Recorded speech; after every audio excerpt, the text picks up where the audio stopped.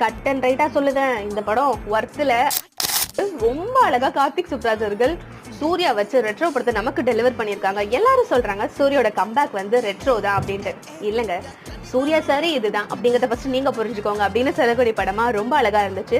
And அதை தாண்டி மக்களுக்கு என்ன சூர்யா சாரை பார்க்க விரும்புறாங்களோ அதை அப்படியே டெலிவர் பண்ண மாதிரி இருந்துச்சு. அண்ட் இந்த படத்துல சூஸ் பண்ண ஒவ்வொரு கேரக்டருமே அவ்வளோ அழகா சூஸ் பண்ணியிருந்தாங்க. பூஜா ஹெக்டேல இருந்து ஜெயராம்ல இருந்து நாசர் வரைக்கும் ரொம்ப அழகா இருந்துச்சு. நடுவில் கொஞ்சம் கேமியாவை கொடுத்து சிங்கம் போலீஸார் ஆகட்டும், எல்லாருமே ரொம்ப அழகா பண்ணியிருந்தாங்க. அதை தாண்டி ஒரு நிறைய வில்லன்லாம் வந்து எக்ஸ்பெக்ட் பண்ணல, யாருங்க இவரு அப்படிங்கிற மாதிரிலாம் இருந்துச்சு. அண்ட் முக்கியமா அந்த படத்தோட ஒரு பெரிய பேக் போனே வந்து கண்டிப்பா மியூசிக், அதை தாண்டி பிஜிஎம், இது மட்டும் தான் தானா நீங்க வேற மாதிரி பண்றீங்க அப்படின்னு தான் சொல்ல முடியும்.